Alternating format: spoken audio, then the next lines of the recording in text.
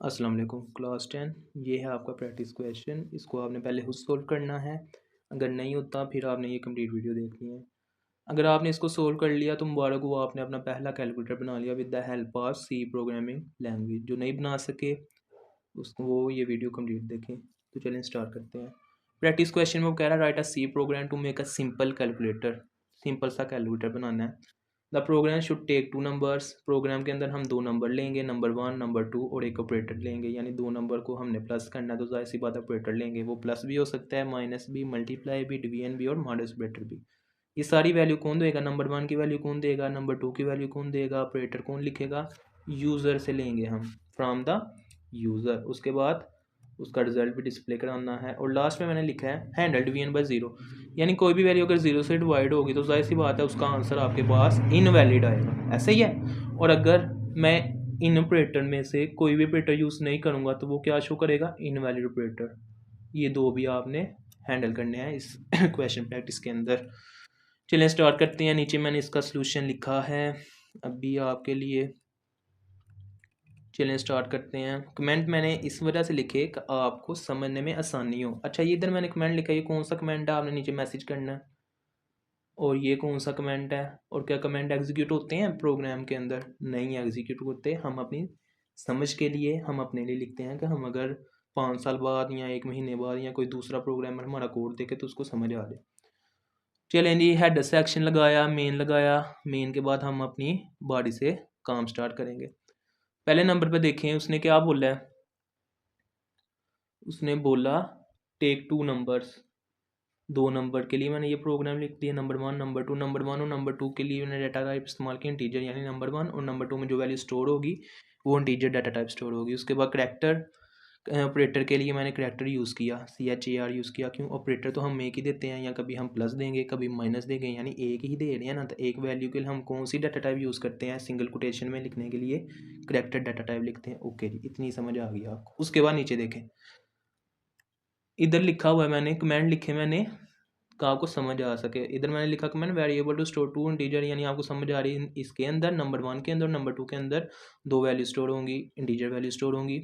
Number 1 और number 2 आपके पास variable है जो वैल्यू को अपने अंदर स्टोर करवाते हैं। उसके बाद ऑपरेटर है, तो इधर मैंने वेरिएबल टू स्टोर ऑपरेटर या प्लस करूँगा, माइनस करूँगा, मल्टीप्लाई करूँगा, डिवीजन करूँगा या मॉडल्स ऑपरेटर जो है यूज़ करूँगा। तो ये सारा स्टोर होगा ऑपरेटर के अंदर, यानी OP means operator.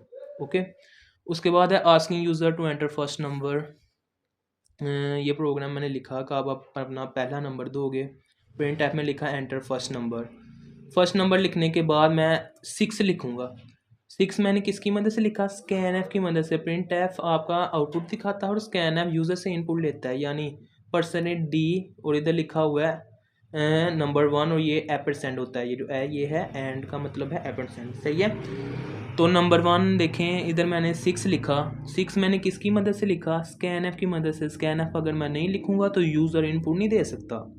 Scan F लिखना ज़रूरी है। उसके बाद मैं जाहिर सी बात है 6 लिख लिया। 6 के बाद मैंने क्या लिखना है? 6 इधर मैंने 6 लिख लिया।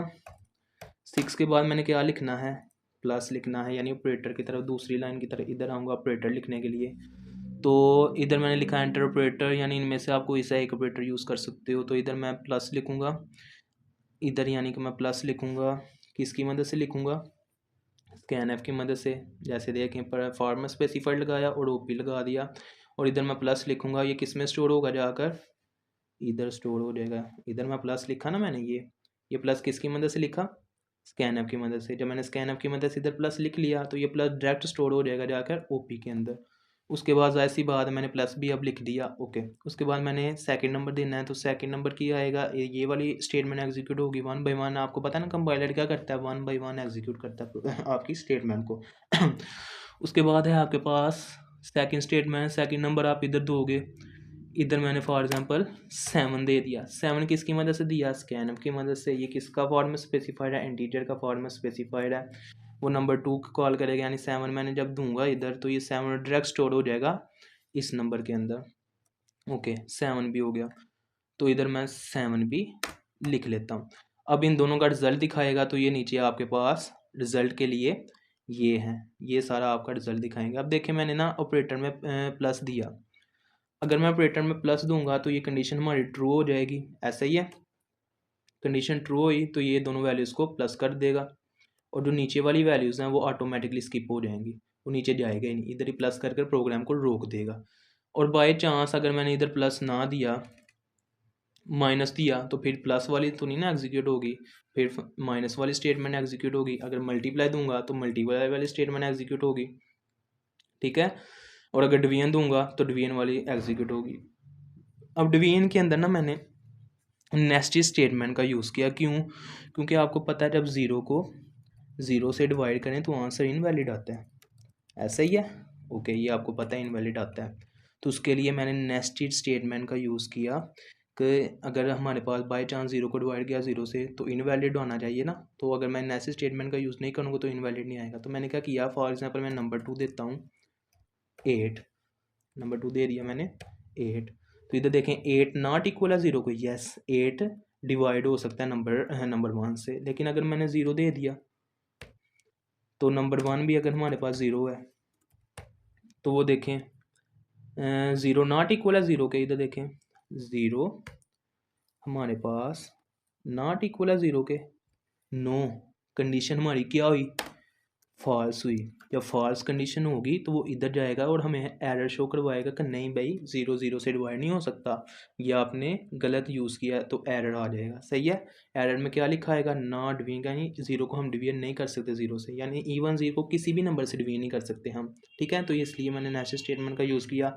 सेम लाइक मॉड्यूलस ऑपरेटर में भी ज़ीरो ज़ीरो से डिवाइड नहीं होता, ज़ीरो किसी भी नंबर से डिवाइड नहीं होता, इस वजह से हमने सेम यही प्रोग्राम नीचे लिख दिया, और इधर हमारे पास डिवाइड का साइन था, इधर हमने मॉड्यूलस ऑपरेटर लगा दिया। ओके जी, इतनी आपको समझ आ गई, आई होप समझ आ रही होगी आपको। ये मैं इसको इरेज कर देता हूँ, सही है। ये इधर मैंने लिखा ही नहीं तो एरर आ जाएगा, इसको अगर मैंने कमेंट ना बनाया तो ये एरर आ जाएगा, इसको मैं इरेज ही कर देता हूँ। उसके बाद है एल्स। एल्स में आ जाएगा इनवैलिड ऑपरेटर, यानी अगर मैंने इसको प्लस भी ना दिया, मल्टीप्लाई भी ना दिया, मॉड्यूलस ऑपरेटर भी ना दिया, डिवीजन भी नहीं दिया, माइनस भी ना दिया, यानी अगर मैंने इनमें से कोई ऑपरेटर भी यूज़ ना किया तो वो क्या करेगा, इसको इनमें से अगर कोई भी नहीं यूज़ करूँगा तो वो क्या करेगा, इसको इनवैलिड बोलेगा। यानी अगर आप देखें इधर मैंने प्लस दिया है, प्लस दूंगा तो ये वाली एग्जीक्यूट होगी, माइनस दूंगा तो ये वाली एग्जीक्यूट होगी, मल्टीप्लाई दूंगा तो ये वाली एग्जीक्यूट होगी, डिवीजन होगा तो ये वाली एग्जीक्यूट होगी। अगर इनमें से मैंने कोई ऑपरेटर भी ना यूज़ किया तो इनवैलिड ऑपरेटर तो आना चाहिए ना, तो मैंने लास्ट पे लिख दिया अगर मैं इनमें से कोई ऑपरेटर भी इस्तेमाल नहीं करता तो आप मुझे इनवैलिड ऑपरेटर दे दो। ओके, अब आपको मैं डन करके दिखाता हूँ। चलें जी, डन करूँगा ना तो मैं आपको बता देता हूँ होगा क्या। पहले वो बोलेगा कि अपना पहला नंबर दो इस प्रोग्राम की मदद से, एक स्टेटमेंट की मदद से, फिर वो बोलेगा दूसरा यानी कि ऑपरेटर दो, फिर वो बोलेगा तीसरा नंबर दो आप, सही है। इसको भी मैं रेस कर देता हूँ, बाकी आपका प्रोग्राम इधर प्लस मैंने लिखा था, इधर इसको भी मैं कर देता, नहीं तो वो प्रोग्राम के अंदर आएगा, सही है। इसको एग्जीक्यूट करते हैं, चलें जी। एग्जीक्यूट एंड रन किया, इसको मैं इरेज कर दूँ, ओके। एग्जीक्यूट एंड रन किया तो इधर देखें वो बोलेगा पहला नंबर दें अपना, 3 लिखूँगा। उसके बाद ऑपरेटर बोला एंटर ऑपरेटर, एक ही ऑपरेटर दे सकते हो, या प्लस माइनस मल्टीप्लाई या डिवीजन, या आप बाद में मॉड्यूलस ऑपरेटर भी दे सकते हो आप, ठीक है। तो एक ही ऑपरेटर देना आपने, तो वो ऑपरेटर आप क्यों देना है, क्योंकि मैंने कैरेक्टर डाटा टाइप यूज़ की थी, सिंगल कोटेशन में हम एक ही देते हैं तो हमने इसको प्लस दे देते हैं। उसके बाद सेकंड नंबर में हमने इधर कुछ लिखा हुआ है, 1 मिनट, इधर मैंने ये लिखा था, इसको इरेज कर देते हैं, बाकी आपका सही है। दोबारा से रन करते हैं, क्योंकि प्रॉपर होना चाहिए ना, वेल ऑर्गेनाइज प्रोग्राम होना चाहिए जिससे आपको समझ अच्छे से आए। एंटर फर्स्ट नंबर 4 दूंगा, प्लस दूंगा, उसके बाद भी 4 दूंगा, तो 4 और 4 क्या होते हैं, 8 आ गया आपका आंसर। ओके जी, दोबारा इसको रन करते हैं। अच्छा, इधर मॉडल स्प्लिटर लगा देते हैं, आपको अच्छे से समझ, सही है। इसके बाद दोबारा रन करते हैं। अब हम इस दफ़ा क्या करते हैं, 5 देते हैं, माइनस का यूज़ करते हैं, उसके बाद 6 का यूज़ करते हैं, -1 आ गया, ओके ग्रेट। उसके बाद हम दोबारा से इसको रन करते हैं, इधर हम ये 7 देते हैं, 7 को हम मल्टीप्लाई करते हैं 7 से, सॉरी एंटर दबाना आपने 7, चलें जी 7 × 7 क्या होता है 49। रिजल्ट क्या आ गया मेरे पास 49। अब वो इनवैलिड वाली भी सिचुएशन देख लेते हैं क्या होगा अगर कोई इनवैलिड ऑपरेटर या 0 को 0 से डिवाइड करवाऊंगा तो क्या होगा। यानी हम 7 को 7 लिखता हूँ, डिवाइड लिखता हूँ, उसके बाद 0 लिखता हूँ तो क्या आएगा इनवैलिड आएगा, क्योंकि 7 तो 0 से डिवाइड नहीं हो सकता। तो आंसर देखें क्या आया, एरर नॉट डिवीजन बाय 0, यानी आपके पास आंसर क्या आ गया, एरर आ गया। 0 को हम डिवाइड नहीं कर सकते, 7 को हम डिवाइड नहीं कर सकते 0 से।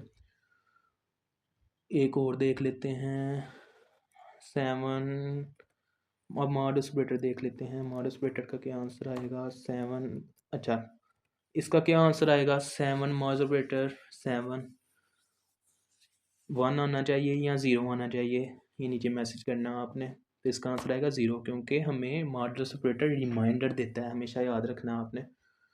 अगेन करते हैं, अब इनवैलिड ऑपरेटर देखते हैं क्या होता है। 8 लिखते हैं, इनवैलिड ऑपरेटर दे देते हैं हम, एंड ये डॉलर का साइन देते हैं, उसके बाद 8 देते हैं तो क्या होगा इनवैलिड ऑपरेटर आएगा नीचे, ये इनवैलिड ऑपरेटर आ गया। सही है, आई होप इसकी समझ आई होगी। अब मैं आपको ना स्टेप बाय स्टेप आउटपुट दिखाता हूँ इसको। आई होप इधर तक आपको समझ आ गई होगी।